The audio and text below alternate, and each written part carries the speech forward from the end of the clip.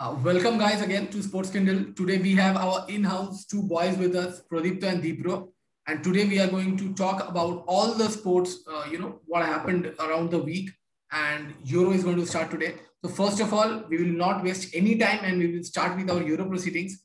So let's start with the, groups of Euro. So in Group A, we have Italy, Switzerland, Turkey and Wales, which is one of the groups. Now in Group B, we have Belgium, Russia, Denmark and Finland. In Group C, we have Ukraine, Netherlands, Austria, and North Macedonia. North Macedonia is a new addition into the Euros this season. In Group D, we have England, Croatia, Czech Republic, and Scotland. In Group E, we have Spain, Poland, Sweden, and Slovakia. And the most exciting group, which everyone is waiting for, that is Germany, France, Portugal, and Hungary. So I would like to, start with this. And Pradipta, please start with the Euros. See, I think let's come to the first basic aspect of all these teams. The players who we expect to perform, the players we expect to shine in this upcoming Euro Championship, which is going to start from the 12th of June. So starting with Team A, Pramit, who do we have in Group A? What are the teams again? Group A, we have Italy, Switzerland, Turkey, and Wales. Right. So Italy, Switzerland, Turkey, and Wales. Now, Wales, coming to Wales, Wales has, we have Gareth Bale, obviously, golf player and football player both. Coming to who he is, the last time Wales played, they probably lost. They lost against, if I remember correctly, they lost against Germany. I think if the last time they played, and they had a comfortable win, Germany. Coming to the other teams in Group 1, Denmark, Italy, Switzerland, Italy, Switzerland, and Turkey. Italy, Switzerland, and Turkey. Right. Turkey has been quite good in their performances nowadays. Switzerland also have a lot of strength powers with Granit Xhaka, and I think who was the other player? The one playing for Shaqiri. Yes, thank you so much, Deepak. Shaqiri and in the striker they have Seferovic. Right. So we have them who might be instrumental for Switzerland's win in Group A. Moving on to Group B. Can you name? We have Belgium, Russia, Denmark, and Finland. Belgium. Now, Belgium is a star-studded team, obviously, because, who do we not have? We have Romelu Lukaku. We have Eden Hazard. We have Thorgan Hazard. And we have a lot more squad depth with Kevin De Bruyne. Is he injured? Yeah, he is injured, and as far as I know, he won't be playing the first 2 or 3 group stage matches. And if he can recover, and then he will be coming back. But otherwise, he won't be playing the Euro, unfortunately, and which might result in a big blow for the Belgium side. Right. Kevin De Bruyne not playing, injury is quite a concerning issue for Belgium, obviously, because he is their midfield mastermind. So him not playing might be a problem for Belgium, but as far as the looks for the World Cup qualifiers and the international friendlies that went by, Belgium performed quite well. Coming to the other teams, we have Denmark. Denmark also has performed well with also our Barcelona striker, Barcelona number 9, Martin Braithwaite. He's expected to perform for Denmark, having had quite a good season for Barcelona. So, moving on to the other teams, Russia and Finland. Yeah, Russia and Finland. But before that, I would like to add something that in Denmark we also have Christian Eriksen, and also the goalkeeper that is Kasper Schmeichel, who is also the son of legendary footballer Peter Schmeichel. So Denmark is actually quite a good team for the Euros this year. Yeah. Now coming to Russia and Finland. See, Russia has got a good team. In the last World Cup, they have surprised us after they won against Spain. Uh, in the lineup, they have got some really good players like Daniel Cheryshev or and the other names I don't remember, but there is the goalkeeper and the captain Igor Akinov. So yeah, and with their team, and they also have a player in the midfield. I'm forgetting the name. Oh yeah, he is Zobnin. Basically, So Russia will be focusing more on team play rather than having someone to carry them. Yeah, They will be yeah, more focused on team play. yeah. And Finland. Finland, there's only one and only man. It is like it is driven. The team, the whole team is driven by only a single man. It's the striker Pukki. He plays for, as far as I remember, he plays for Norwich City.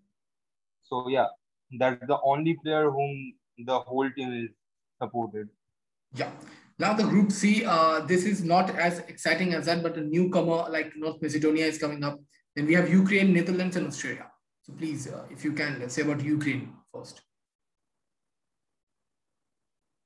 Yeah. See, for North Macedonia, I can say that yeah, it's really a big surprise for all the football fans around the globe because a team like North Macedonia, uh, which hasn't got the limelight in last years, has suddenly got a chance to play in the Europe, and they have entered by defeating the mighty Germany 2-1 in the qualifiers, which is really big, or we can say it's a big achievement for the team.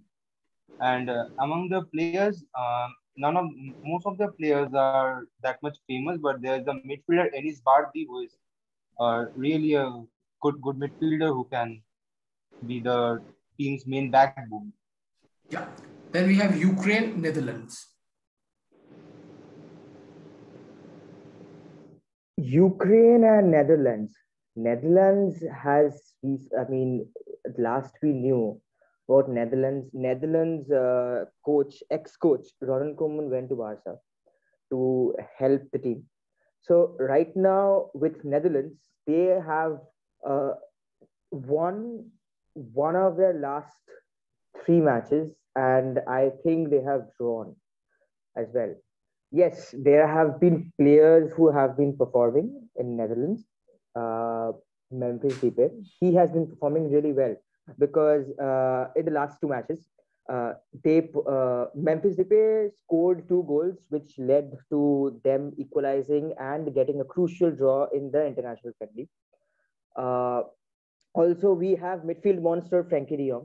He has been extremely elemental for Barcelona, and he has played in almost every position. So we will expect him to perform in the Euros as well. Coming to other players, we have Wijnaldum, who has recently signed a transfer. He was recently signed on a free transfer to PSG.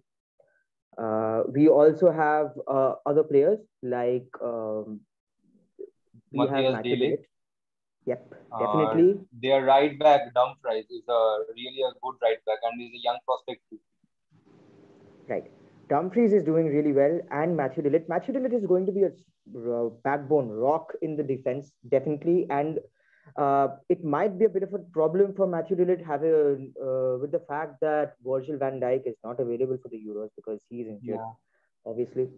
So other than that, we have a good enough goalkeeper with Netherlands. It's Jasper Cillessen, right? He's been quite well for Valencia. So Netherlands is also a team to watch out. Yeah. Probably not the favorites, but if they manage to get some in, then probably they are going to be a formidable force. Yeah. Now coming to the Group D, I would like to mention the 4 teams, which is England, Croatia, Czech Republic, and England and Scotland. So first of all, my question to you two will be: tell me which is the team here you are finding exciting, because this is a group. The 3 groups we had a talk earlier was quite a good friendly kind of groups. Like there, we don't know that what is going to happen because the matchups, like the levels of the teams, are quite same. But here, England, Croatia, Czech Republic, and Scotland, like England is a very good team in the past few years now, which they haven't been. And coming to Croatia, we all saw what happened in the World Cup. So these are the two teams where you might be, we all can see the most competitive football, apart from all the other groups as well. So what do you want to say about England and Croatia? Deepro. Okay, so for England, we all know that it's a star-studded team. They have one of the finest strikers on the planet currently, that is Harry Kane. Alongside him, we have Raheem Sterling, Phil Foden. Then in defense, we have John Stones.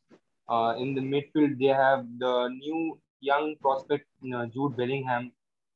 And in goal, as far as I remember, it's Pickford. So, and also they have as far as I remember, they have the costliest squad in the world. So, yeah, they are definitely going to be the favorites alongside Croatia. For Croatia, And I would like to also add something before you Yeah. move on. Yeah, sure. For England also have one of the youngest squads in the world, actually, if you consider that, because they have Phil Foden. And Phil Foden has been, I don't know, he has been absolutely amazing for Man City. Oh yeah, I'm sorry, I missed out. I missed out Mason Mount. How can I forget? Right. I missed Mason Mount. We're coming to that. So for England, we have such a squad. Phil Foden is there, and then we have Mason Mount, like you mentioned. We have Jude Bellingham. Jude Bellingham for Borussia Dortmund. Jude Bellingham is right now he's playing as a number 8, obviously, but the thing is he has playmaking abilities, but not just that. He moves on to attack as well. So before 8, I mean, he feels like an all-rounder for the team. So Jude Bellingham is definitely going to be instrumental. And we have other players. Harry Kane is the top striker, definitely, as you mentioned. So other than that, Mason Mount, yes. Mason Mount recently won the UEFA Champions League. We have Jadon Sancho. We have Sancho. Alexander Arnold I guess he's injured, right? He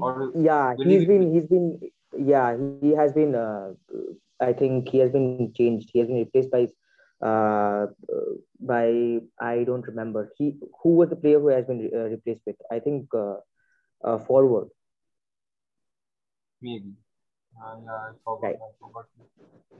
Now coming to Croatia. Croatia. Deepro. Croatia is a team we all know that they have surprised us in the last World Cup.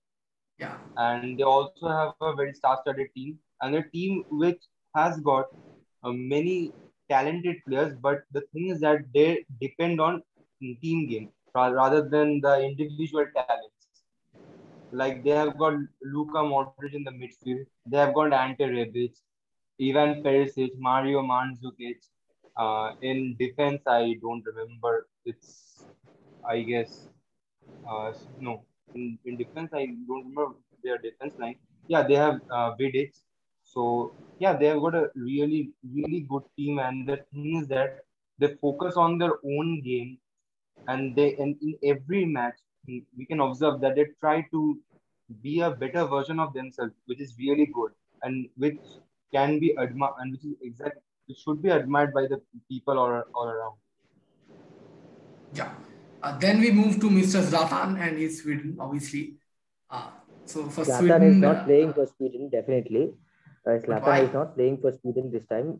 He has not been called up. This is also another time which Zlatan has not been called up for the Euros. So Sweden will probably be relying on their team game, obviously, for them to move on to the Euros, move forward into the Euros. They will have to look for the team game. Other than that,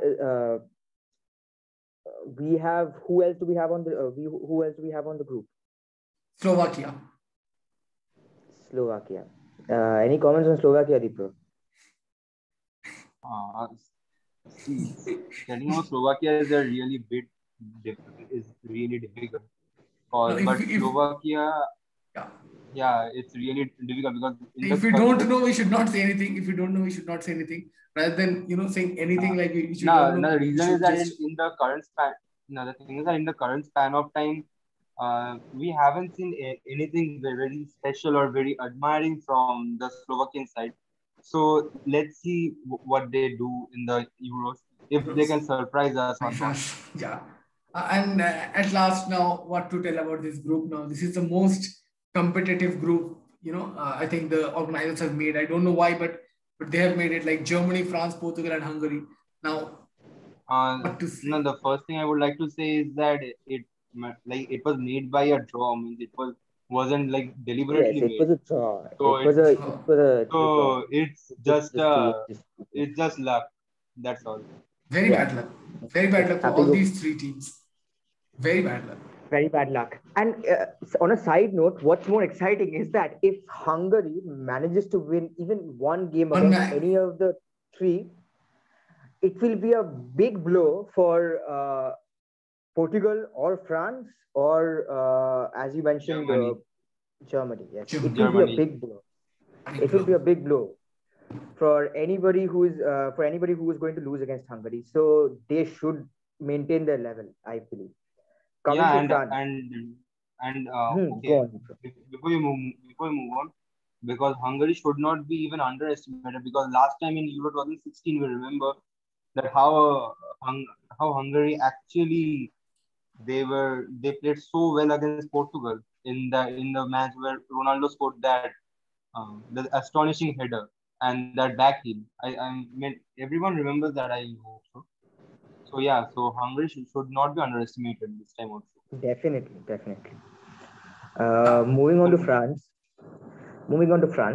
Well, what to say about this France depth squad? I mean, they're world champions. They're world champions. First of all, they're world champions. Number one, they have an innumerable number of players starting from. Okay, let's talk about their forwards. We have Benzema.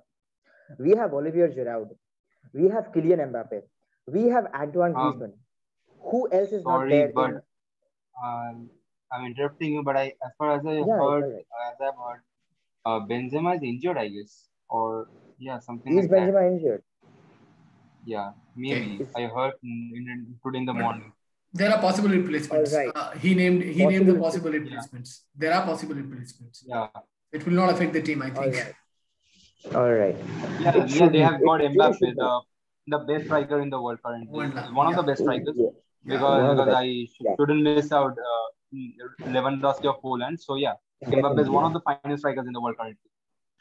Definitely. We have in the midfield we have Pogba and we have N'Golo Kante, who has recently been running riots for the Ballon d'Or rankings. Yeah. Let's see what happens. Other than that, we have Hugo Lloris in goal. He has been quite well for Tottenham, but what he creates this time in the Euros is a thing to watch. Moving on to Portugal, Deepro. Yeah. So Portugal is a team that about which there's nothing to say. Everyone knows that it has got one of the finest leaders in the history. Cristiano Ronaldo as the captain, who is also the highest scorer in international football. They have got the midfield maestro like Bruno Fernandes or Bernardo Silva. Then for defensive midfield, they have the Danilo Pereira of PSG, who has been really good in the last 2 seasons. Alongside that, in defense, Pepe is there. Then Rafael Guerreiro. So overall, it's a really, really good team. They also have Nelson Semedo and Jason Martins. So yeah. Nelson Semedo in the last match, if I remember, Deepro, Nelson Semedo did not play against Portugal versus Italy. I don't think that Israel. Sorry, I'm so sorry. Israel. I don't think. What was it? Nelson Semedo played against. No, he didn't play. He did not. Yeah. Joao Cancelo played. So there is a lot more squad depth in their right backs as well. We also have Ruben Dias. We have Ruben Dias who won the Premier League Player of the Year, Player of the Season. So it's going to be a very good team for Portugal this time if they want to win the Euros. So we will end this Group F with Germany. Just quite a small thing for Germany, please. Both of you. Deepro. Okay, so for Germany, I would like to say that in the last World Cup, Germany has shocked every one of us they as because of their exit in the group stages, as they lost to South Korea 2-0. And in the last couple of years, the performance hasn't been up to the mark. Like they lost to Deepro. Hello. Yeah, uh, yeah. like the loss to North Macedonia 2-1. So that was a big blow. Then they have drawn maximum of the matches or they have lost. But recently, it's like 2 or 3 days back they won 7-1 to Latvia, which is really good. And we have seen Timo Werner on the score sheet after such a long time. So I think that maybe Germany will be able to showcase some surprising, what I can say, some See, they surprising also have a improvement squad. They in the also have a Euro. good squad depth. If you notice, because they have Yeah, Serge Gnabry. absolutely.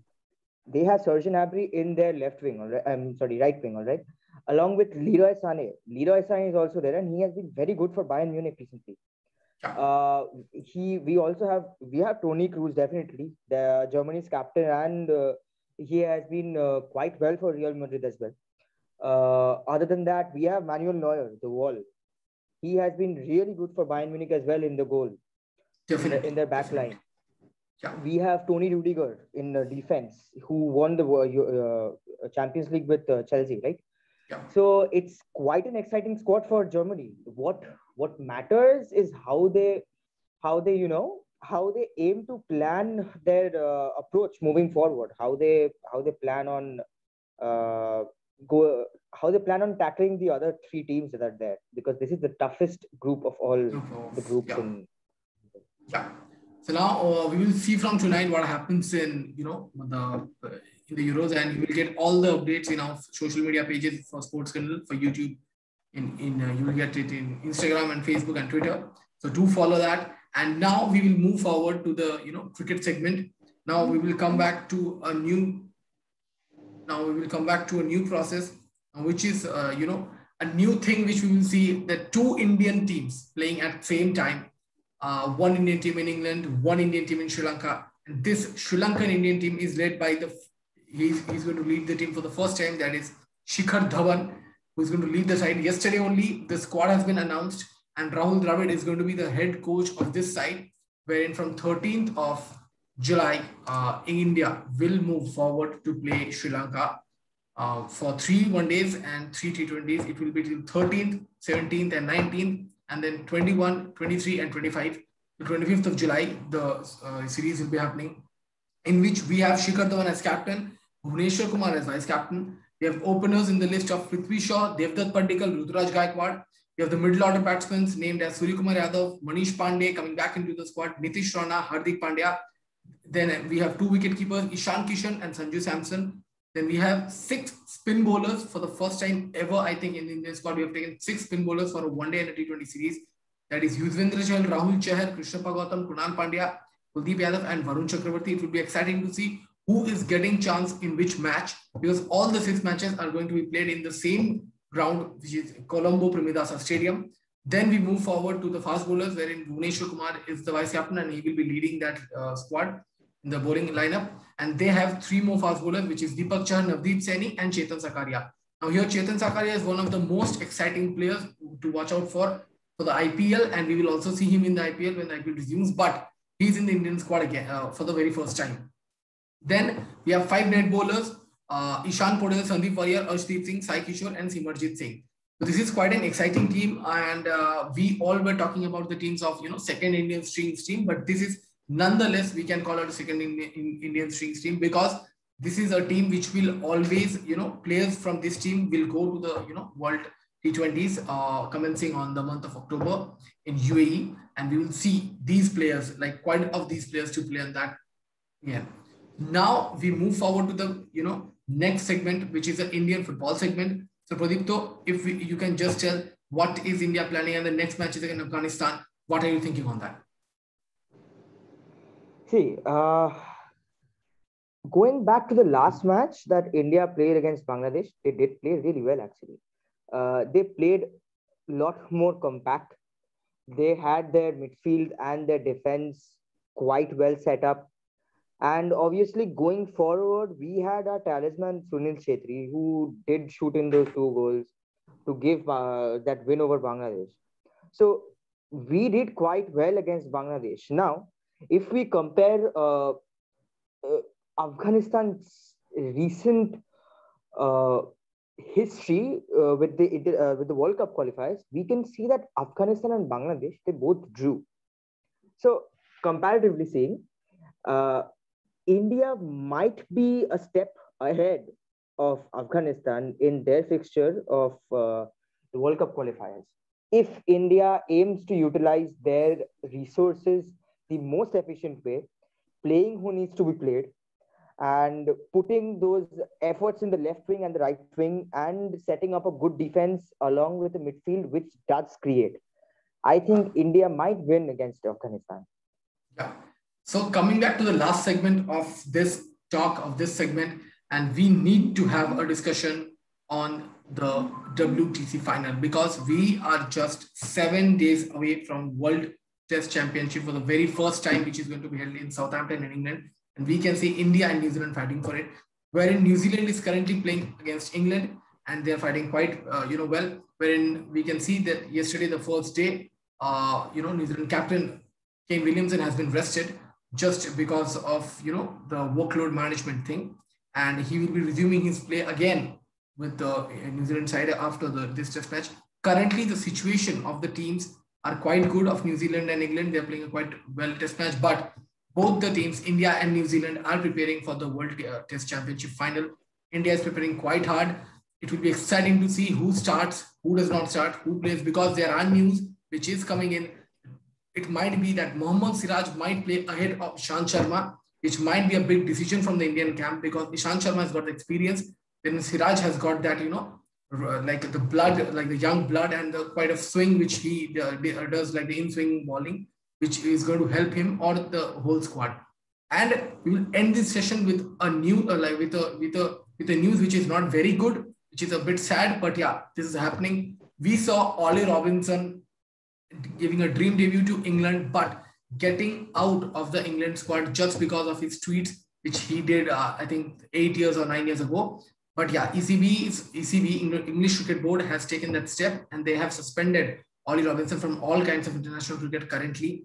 And they are investigating for 2 English players who are quite a name and star-studded players, whose names are England Limited Overs captain Eoin Morgan and Josh Buttler. Their tweets are also being checked. Their appearances of that time are being checked, and investigation has been started for these 2 players. If something found for these players, they might also be banned from the English cricket. So this is going to be a big news in the ahead of in the coming days, wherein Eoin Morgan is currently playing for the Vitality Blast T20 series, which happens in England every year. And I think Josh Buttler is also playing, but Eoin Morgan is leading a team. This is a big blow if Eoin Morgan is, if Eoin Morgan and Buttler has been banned, then England team will be, for the limited overs cricket, will suffer. Let's see what happens. Thank you, Pradipto. We will meet again in the next week with our segment of the weekly news segment. And thank you, guys. And please follow Sportscandal in Twitter, YouTube, Instagram, and Facebook. Thank you, guys. Thank you so much.